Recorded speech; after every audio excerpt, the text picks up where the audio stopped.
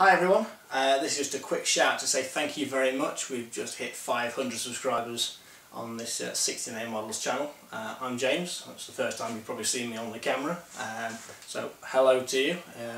One or two you may have recognised me from different shows, exhibitions. We've done a lot of them recently over the last few years, either demonstrating or selling or just being there. So hello to all, massive thank you for hitting the 500 subscriber mark. I hope you all been enjoying the videos, and it's nice having the sort of feedback I get from you guys. Lots of thumbs up all the time, lots of lovely comments, which hopefully we get some more on this video and more in the future. So I'm going to go now because you don't keep looking at me. We've got a little update for you on all the projects that's been going on so far. At the moment there's little things we've got planned here and there, and hopefully you enjoy this one and things we've got coming up in the future. So big thank you again to everybody. Cheers guys, and hope you enjoy the video. Okay, update on the boxfile micro. As you can see, a vaccine has been fitted into it. It loosely resembles sort of the North Derbyshire area. I think it looks rather good for what we've got. It's not perfect, but it gives you the general idea, and managed to get it to go all the way around the inside as well, which is quite nice. So no matter which angle you view the layout from, you've always got the back scene showing, which to me I think is important. Some people sort of have this idea where if you view the layout from only one position, then the back of buildings can remain unpainted, or detail doesn't have to be fitted. But I like to do things sort of in the round, if you will. So from wherever you view the layout from, you've always got detail and scenery to be seen. I think it just adds a little bit more to the layout, but still plenty to do in it. So we'll go in now and look a bit closer at what's been done and what's left to do. So straight away you can see, started putting in one of the crossings, well the crossing I should say. Small piece of timber been fitted in between the forefoot there, which fits nice and snugly and allows any stock to clear over it no matter what the flanges on the wheels are doing. I've tested with some older and newer items. Gate to be fitted in between the posts. We've got some etched brass ones, we'll show you those in a moment, to go in there. As you can see, the back scene just adds a little bit of extra realism to it. All the white is filler, and that needs to be painted. You can see the embankment's been built up around where the tunnel or the bridge is at the moment, and that needs to be coated with a grass mat or some form of static grass covering. Not decided which yet, probably going to be the grass mat to be fair, to match in with everything else. There'll also be trees to fit around that edge just there, and down here as well, to sort of make that more of a hidden entrance on this side, so the train disappears through the trees and then you just get a glimpse of it more than it being a standout feature. And to the other side again, we can see over here plenty of painting and grass covering to be put in on those bits just there. As you can see in this corner, plenty more still to be done. The actual ground needs to be filled in here. You can see the filler that all requires painting over, and the ground level building up there, and some more trees and bushes to be fitted in here.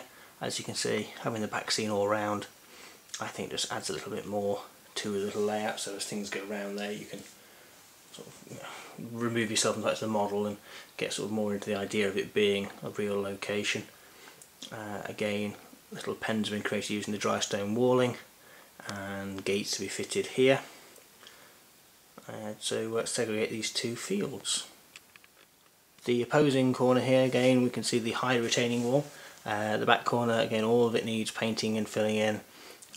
Some work needs to be done on this right hand side here as well, where the wall stops at the moment. I did have it going right round, wasn't completely happy with it. We have got a piece I can put back in there. If I just drop this into position, you can see how it sort of sits. Not sure whether to continue with that or whether to put some fencing there as well, as there was a bit of a mix of it in the area. Might just stay with the dry stone wall to be fair. I've looked at it again. It's amazing what happens when you sleep on an idea, isn't it? Again, I think the back scene works well. A bit more green in there required, and obviously the one building to put into the middle of the layout. So let's have a look at those now. So as mentioned, these are the other little bits to work on at the moment. This brass etching picked up with a selection of field gates and little bits. So these need to be sprayed up in a white primer I shall use, and then just fit them as they are. I got these from PD Models, so quick shout out there for them. Only a small manufacturer, but based up in Scotland. Fully recommended, very pleasant to talk to on the phone, simple transaction with the order. I bought a number of etched items from them, and we're using all of those in the future on this and other layouts as well, so plenty of bits on there. That only cost a couple of quid for all of those, which I think is a real bargain, so fully recommended. Again, that's PD Models. I shall put a link to them in the description on this video. Other thing we're looking at here is this little item, a scratch build I did a number of years ago. Actually, it's a video project for somebody else. This has had a little bit of damage, sadly. You can see it's a bit off square. There we go. But that will glue back, and hopefully we'll repair that in due course. It's a small stables. It's actually a Midland Railway building, so it's suitable for the layout and the period of time. Nice simple item. Built this up out of plastic card, as you can see. I'm quite happy with it. It's all rather quaint in its own little way. In real life, say it was a stables which was converted into a garage. Couple of small discrepancies between this and the real building, but nothing really of note. It's only when people really want to count the individual bricks that will sort of spot the difference. But I rather like it. I think it'll go well in one of the fields in the box file, just to sort of give it some more life and finish it off, perhaps with a bit of livestock, a few sheep, maybe a farmer going out to look at them. But again, that is something that will be repaired and fitted in due course. So that's the progress or the update so far for this little layout. Hope you've enjoyed that bit, and now we'll move on and look at some other little bits that's been focused recently and see what else we've got coming up. Right, the GCR 4mm layout, the micro shunting project, which I started a little bit of work on a few months ago, at the moment looks like this. Yes, sorry folks, it's remained untouched, I'm afraid, and sat in a corner downstairs behind the sofa at the moment. Good news is I have spoken to some members of some model railway clubs who have done models of the area, and gratefully, thankfully, they have sent me some photographs and some information regarding some structures on the layout. So given time, there've been a few things on at the moment, I shall settle down to this one again in the near future and start building the structures for it, and we'll see how those go in time. But no real news on that one at the moment, but there it is for now, and more to come on that one soon. Okay, and now for something a little bit different. This parcel arrived for me earlier today. As you can see, it has come all the way from Japan, and this is actually an impromptu purchase related to something that is an upcoming, which was completely unplanned, and is also the reason for why progress hasn't gone any further with the layouts we've been working on. So let's open this box up and show you all what's inside. So here we are. This is a genuine first time opening, so let's hope everything's okay in here, or else this could be rather embarrassing. So here we go. Genuine Japanese newspaper.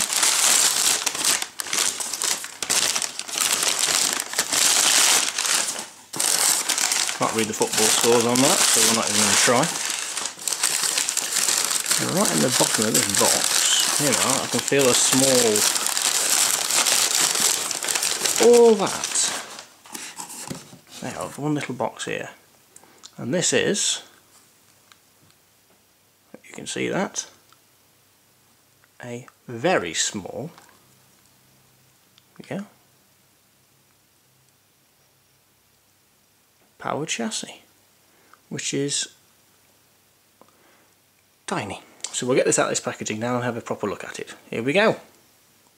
So here it is out of the box. As you can see, a very small motorised chassis, direct from Japan. Spotted this on eBay actually. I thought to myself, well, it's not a lot of money and it's almost ideal for what I'm looking for the project that has presented itself to us. You can see with it there next to my finger how small this really is. Quite a nice little bit of detail on the top of the pistons there. Look. Just, you know, very small item, simply geared. Lovely. In fact, as a comparison of scale, we can put this next to a 00 gauge Mini and you can see just how small this chassis really is. And the reason I've actually chosen to use a Mini is that they are actually connected. I'll explain more now. And here it is. This is the reason why at the moment all the projects have actually been sort of put on hold while I've been waiting for some things to come in. This is, as you can see, a small glass topped display box. Simple hinge on the back and magnet that holds it closed at the front. Nothing inside, no made provisions for shelving like that. It's simply a small display case, sort of thing you might find on someone's countertop or maybe a dressing table, put some jewellery in it, I don't know. It's just a glass fronted box, but to their own modeller it is actually the same size as a box file, which lends itself obviously to fitting a small layout in, which is kind of the plan for this one. And it's not for me. Our little brother is getting married this year and I thought as a little extra for his wedding present we'll give him some. He's always sort of maybe hinted at, he's seen things and sort of half suggested that's quite nice, that's an idea. A layout in a box. So we'll bring back the chassis and you can see how small it is compared to the box. In fact, we might have to just have a little zoom in there so you can see it. There it is, all the way down there, look. And we'll explain now what's going to happen with this prospective layout. So here we go. Right, the plan is this. In this small box here I'm going to create a fiction based on reality. As I said, this isn't for me, this is for little brother. That's a bit of almost a gag gift in a way, I suppose. So we shall have in this box a loop of 009 track, which will obviously come round here as an oval, maybe slightly off oval, maybe sort of bean shaped. But either way, that's where it's going to sit. At the moment, where the Loco chassis is sitting here, there will be a shed, which I'm going to build from scratch, such as you run of the mill, big wooden sort of garden shed stroke garage, because little brother has one of these, which he uses to do some work on his cars. Like most people, we've got more than one car in their house, and his passion, I'm going to use that word on this one, is classic minis, the Rover variety, and Austin, and all those little cars that British Leyland knocked out back in the 70s when they weren't on strike. So my plan is in front of the garage to put these. There we are. So we'll have some minis in there, and my hope is that by having these cars sort of chopped about a bit, so with doors off them and bonnets open and bits like that, make them look like project cars, we can create his own little sort of fictional fantasy mini wonderland, if you will. So you'll have the narrow gauge railway, a small, probably a fireless locomotive, pulling some open wagons around with some bits in, toolboxes, that sort of thing, and a collection of vehicles outside in various guises are being worked on. Not the most exciting project, I know, but something that I thought was rather sweet. I quite like the idea of building something a little bit different into a slightly different box. Obviously the limitations of this one everything has to be quite low because of the glass lid, so probably have to work on some form or way of having this lid propped up and supported semi-permanently while it's got the buildings and bits in there. But nonetheless, I thought it was a bit different and might interest a few of you guys watching at home. Please let me know in the comments below. Right, now we've dispensed with all that, let's get on to the last bit of news for you in this video. So here we go again. So, as some of you may have noticed in the past, a couple of my videos I've mentioned a man called Tim Horn who does laser cut baseboards and other bits. I've done a review of one of his items recently as well. Been speaking to Tim in the last couple of days, last couple of weeks actually, about some other bits for something coming up, which is all related to the fact that we've lost the last layout when we moved house, been at the new home for a few months now and had nothing really set to play with myself, and I say play with, something to work on. That's let's pretend we don't play trains for a moment, shall we? And so after speaking with Tim and doing some measuring up and some drawing and a little bit of work, we've got a small space to put a layout in, and here it is. One small roof space. The usable area is 11 foot by 6.5 thereabouts, so we're using just over half the roof because the other half has obviously got the hatch for the ladder and some storage and bits in there as well. So this is the hole which I'm hoping to put the new layout, which is going to be an N-gauge. That's the big change. Going back to N-gauge, but back to N-gauge big for the first time. Normally do N-gauge in sort of smaller layouts and shunting puzzles and things like that, but now we're going to have one big layout. So the 4mm is mostly gone. Sold some bits off, families had other bits, they wanted this sort of thing.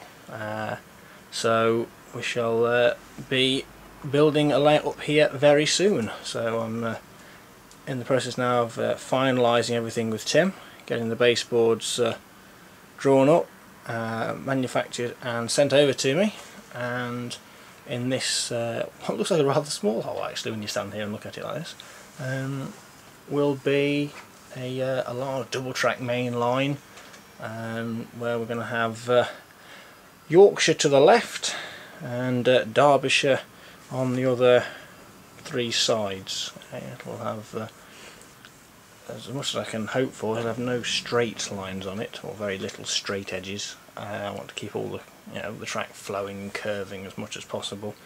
The baseboard won't be too wide, that'll be about 1 foot in width, but that should be plenty enough for everything I'm hoping to achieve on this particular project, which obviously going to take a long time to build. It's not going to be done in a couple of weeks time. In fact, I'd be surprised if we even got the baseboards up and done in a couple of weeks time, but we can dream, can't we? And so unfortunately, yes, it's going to become another one of those channels where every now and again you'll get an update on the layout projects and how things are going on this one particular thing, but obviously we've got other things to focus on. We've shown you earlier in this video, so hopefully they'll keep you interested, or keep me interested as well. And as things progress through time, we can see how it all goes. And obviously comments and suggestions welcome as always, and see how things progress in the future. So that's it for this one, guys. That's a little around the roof space here. You can see what we've not got to work in. There we go. So it's just again a big thank you to all of you for watching. Those of you have already subscribed, again thank you very much. Comments welcome, all descriptions are in the links below. Thanks for watching everybody, and hopefully we'll have another video for you very soon. Thanks, bye for now.